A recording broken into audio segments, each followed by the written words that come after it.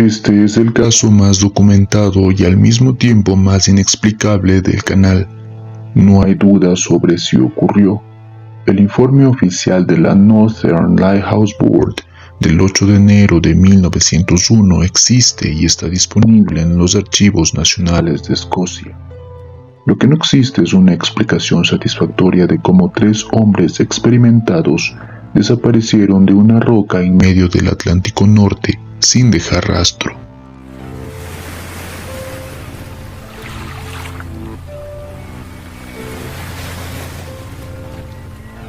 El 15 de diciembre de 1900, el vapor transatlántico Arctur navegaba desde Filadelfia hacia Leith, en Escocia. Era de noche, el Atlántico Norte en pleno invierno. El capitán Holman consultó su carta de navegación y buscó en el horizonte una luz que debería estar ahí, una luz que siempre estaba ahí, la luz del faro de Elian Moore, en las Islas Flannan. No había luz. El capitán Holman lo anotó en el diario de a bordo y continuó su rumbo. Cuando el Arctur llegó a Leith 10 días después, lo reportó a las autoridades. 10 días. 10 días en los que el faro estuvo apagado y nadie lo supo. 10 días en los que 3 hombres ya no estaban en ningún lado. Cuando finalmente alguien fue a investigar, encontró algo que no tenía explicación entonces, y que 126 años después sigue sin tenerla completamente.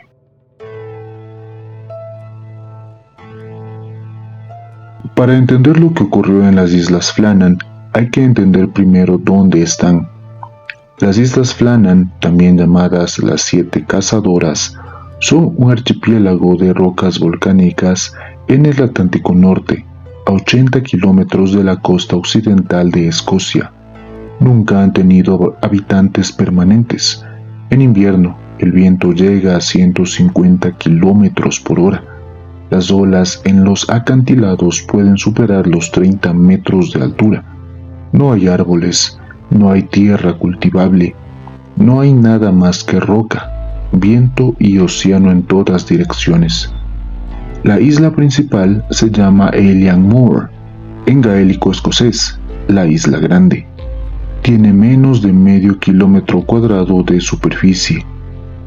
En 1899, la Northern Lighthouse Board terminó de construir un faro en Elian Moore. Lo habían construido después de años de naufragios en esas rocas. Un faro que guiara a los barcos lejos de ese lugar inhóspito. Para mantenerlo encendido necesitaban guardianes, hombres que vivieran ahí, en rotaciones de 6 semanas, solos, en una de las puntas más remotas y batidas del mundo. Hubo hombres que aceptaron ese trabajo. 3 de ellos desaparecieron en él. James Ducat tenía 43 años, padre de 4 hijos, esposo, nativo de Arbroath, más de 20 años de experiencia como guardián de faro. Era el farero principal de Elian Moore, el más experimentado de los 3. Su hija Anna, en una entrevista en 1990, cuando tenía 98 años, recordó algo que su padre le había dicho antes de partir, que el puesto era demasiado peligroso, que tenía una esposa y 4 hijos que dependían de él, pero que el superintendente Moorhead había insistido que confiaba en él más que en nadie, que lo necesitaba ahí. Ducat aceptó y se fue. Thomas Marshall tenía 28 años, soltero, había servido en la marina, era el segundo asistente del faro. Sus registros lo describen como meticuloso y disciplinado, el tipo de hombre que anota todo, que no deja nada sin documentar. Donald MacArthur era el guardián ocasional, había sido llamado a cubrir el puesto de William Ross, el primer asistente, que estaba de baja por enfermedad. MacArthur era conocido por su temperamento difícil. Los registros de la época lo describen como un hombre de carácter fuerte, a veces impulsivo, a veces impredecible, pero competente, siempre competente. El 7 de diciembre de 1900, el superintendente Robert Moorhead visitó el faro para una inspección rutinaria. Todo estaba en orden. Los 3 hombres estaban bien. Moorhead se fue satisfecho. 8 días después, la luz del faro se apagó. El 26 de diciembre de 1900, el barco de suministros Hesperus llegó a Eilean Moor.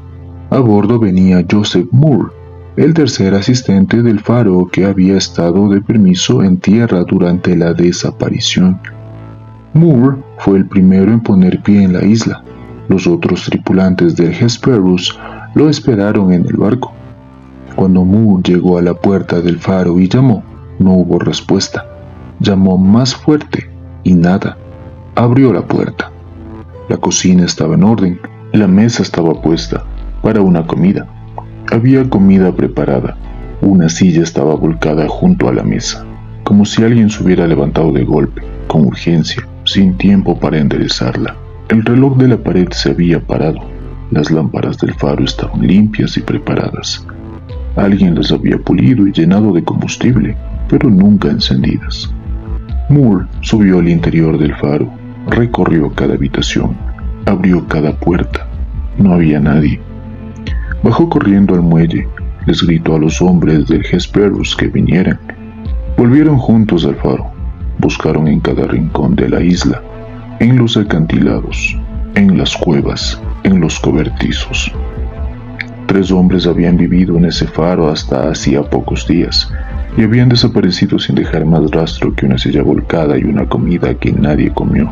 Hubo algo más que Moore notó cuando finalmente bajó a los embarcaderos.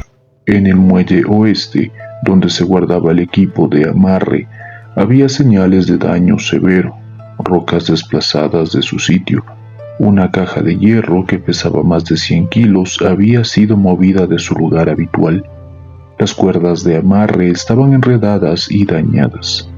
El muelle había recibido el golpe de olas monumentales, pero el muelle este, en el lado opuesto de la isla, estaba completamente intacto, sin daño, sin señales de tormenta, como si lo que hubiera ocurrido en el oeste de la isla no hubiera llegado al este. Thomas Marshall era el hombre que lo anotaba todo, y en el diario de a bordo del faro, las últimas entradas que escribió son las piezas más perturbadoras del rompecabezas. El 12 de diciembre escribió: tormenta severa, vientos nunca vistos antes en 20 años, Ducat callado, MacArthur llorando.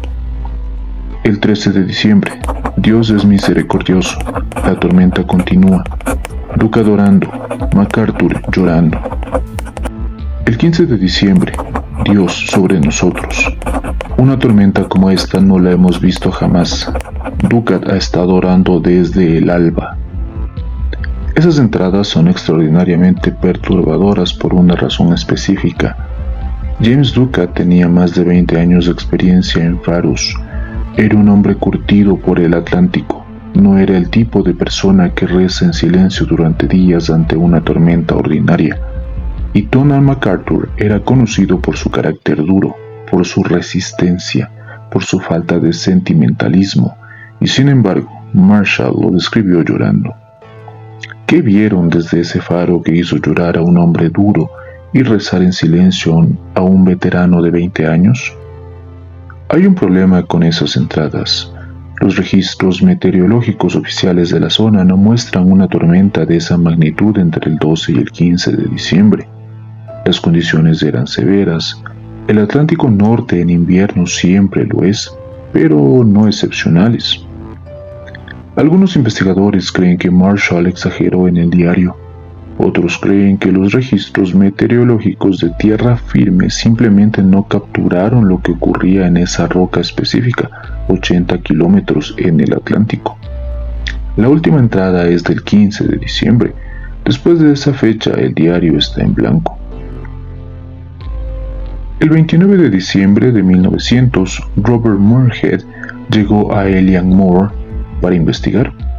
El mismo Moorhead que había visitado el faro apenas 3 semanas antes, el mismo hombre que había convencido a James Ducat de aceptar el puesto. el mismo que había reclutado a los tres. Muirhead era un hombre del siglo XIX, metódico, preciso, sin inclinación hacia el dramatismo. Examinó cada centímetro de la isla, leyó el diario, inspeccionó los muelles, revisó el equipo y el 8 de enero de 1901 presentó su informe oficial a la Northern Lighthouse Board. Su conclusión era tan simple como devastadora. 2 hombres, Ducat y Marshall, habían bajado al muelle oeste durante la tormenta para asegurar las cuerdas y la caja de equipo. Una ola de tamaño excepcional había llegado desde el Atlántico y los había arrastrado al mar. MacArthur, al no verlos regresar, había salido a buscarlos sin ponerse los impermeables. De ahí que su ropa siguiera colgada dentro del faro, y había corrido a la misma suerte. El informe de Muirhead es el documento oficial, y la conclusión de Muirhead es probablemente la correcta. Pero hay 2 cosas que ese informe no puede explicar del todo. La primera, ¿por qué salieron los 3? El protocolo del faro era estricto. Nunca debían salir todos al mismo tiempo. Siempre debía quedar alguien dentro. Siempre. Era la regla más básica de seguridad del faro. ¿Qué hizo que los 3 rompieran esa regla el mismo día? La segunda, la silla volcada. Si salieron de manera ordenada a asegurar equipo, no había razón para que alguien se levantara tan abruptamente como para volcar su silla y no volver a enderezarla.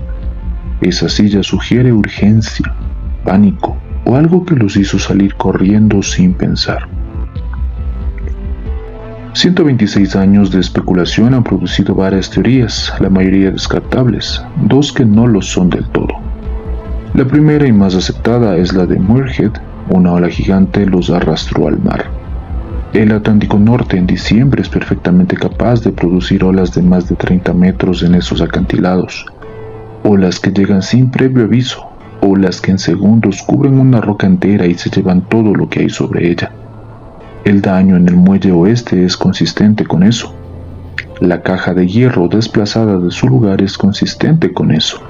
Y el hecho de que MacArthur saliera sin impermeable sugiere que salió de repente, en respuesta a algo inesperado. Quizás vio desde la ventana que sus compañeros estaban en peligro y corrió, sin pararse a vestirse, sin pararse a enderezar la silla. La segunda teoría es más oscura y los investigadores la mencionan con más cautela. MacArthur tenía fama de temperamento explosivo. Las entradas del diario de Marshall describían tensión entre los 3 hombres. Ducat callado, MacArthur llorando. 3 hombres solos en una roca durante semanas, con tormenta continua, sin salida posible. ¿Qué pasa dentro de 3 mentes cuando el aislamiento y el miedo se acumulan durante días?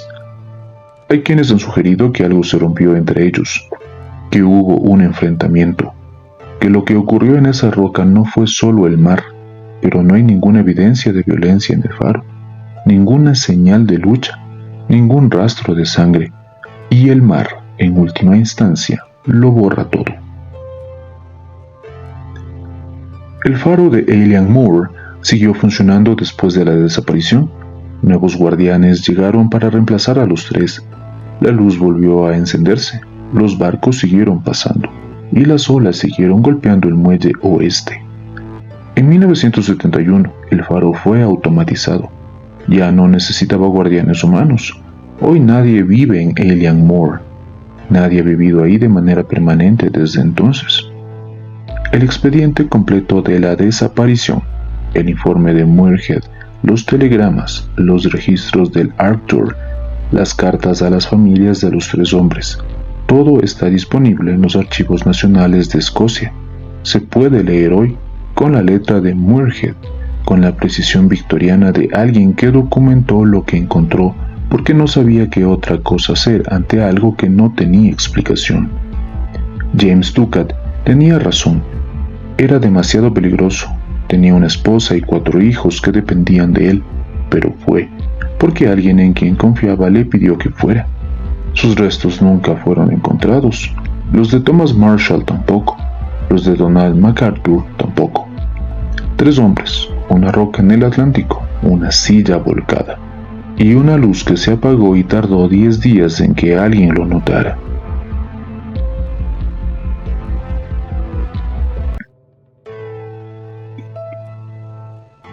¿Crees que fue el mar? ¿O crees que algo más ocurrió en ese faro durante los días de tormenta? El expediente completo está en los archivos nacionales de Escocia disponible para quien quiera leerlo. A veces los documentos oficiales generan más preguntas que respuestas. Te dejaremos el link en la caja de comentarios. Cuéntanos tu teoría en los comentarios, suscríbete, activa la campana y recuerda a los 3 guardianes de Elian Moore, que hicieron su trabajo hasta el final. Y nosotros seguiremos tras la última pista. Hasta la próxima.